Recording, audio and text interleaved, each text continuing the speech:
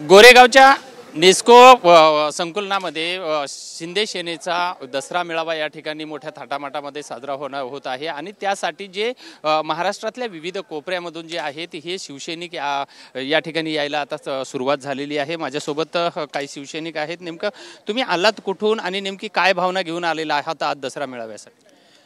आम्ही नांदेड जिल्ह्यातून किनवट तालुक्यातून आलेलो आहोत। आम्ही सामान्य शिवसैनिक आहोत। आम्ही दरवर्षी शिंदे साहेबांना ऐकण्यासाठी इथे दसरा मेळाव्याला येत असतो आणि शिंदे साहेबांचं विचाराचं सोनं, शिवसेनेचं खरं हिंदुत्वाचं सोनं लुटून आम्ही पुन्हा परत गावी जाणार आहोत। निश्चितच मराठवाड्यामध्ये यावेळेस अतिशय मोठ्या प्रमाणामध्ये जो अतिवृष्टी झालेली आहे, अनेक शेतकरी हे उद्ध्वस्त झालेले आहेत। सध्या सत्तेमध्ये शिंदे साहेब आहेत। नेमकं तुम्हाला मराठवाड्यातला सुपुत्र आणि मराठवाड्यातले नांदेड या ठिकाणचे असल्यामुळे तुम्हाला काय मागणी आहे?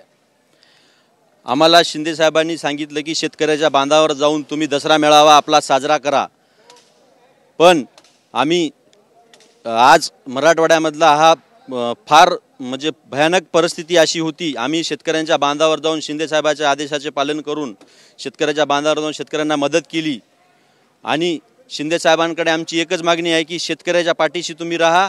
ह्या संपूर्ण महाराष्ट्र, हा संपूर्ण शेतकरी लाडक्या बहिणी तुमच्या पाठीशी राहील। तुम्ही कुठून? मी किनवट तालुका नांदेड जिल्ह्यामधून आलेलो आहोत। हां, काय अपेक्षा आहेत तुमच्या आता या दसरा मेळाव्यात?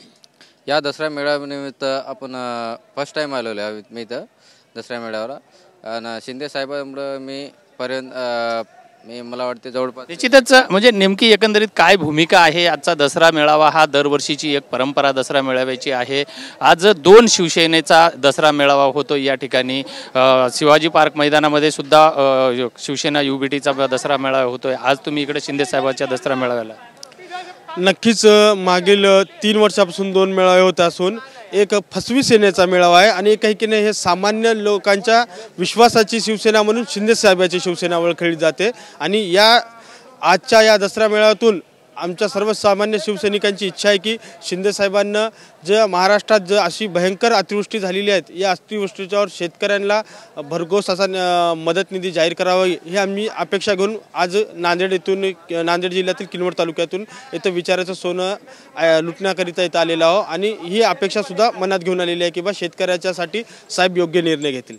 निश्चितच हे नांदेड जिल्ह्यातले हे शेतकरी आहेत। मागच्या काही दिवसामध्ये नांदेडासह मराठवाड्यामध्ये मोठ्या प्रमाणामध्ये अतिवृष्टी झालेली आहे। तिथला शेतकरी हा उद्ध्वस्त झालेला आहे आणि आजच्या दसरा मेळाव्यामधून उपमुख्यमंत्री एकनाथ शिंदे यांनी त्या मराठवाड्यातल्या उद्ध्वस्त शेतकऱ्यांसाठी एक भरीव निधी जाहीर करावा अशा अपेक्षा सुद्धा आता या कार्यकर्त्यांच्या आहेत।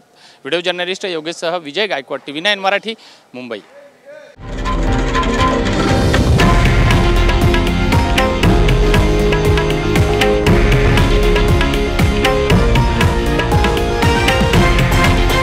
हे आहे देशातील नंबर 1 न्यूज नेटवर्क आणि आपण पाहत आहात TV9 मराठी, एकमेव।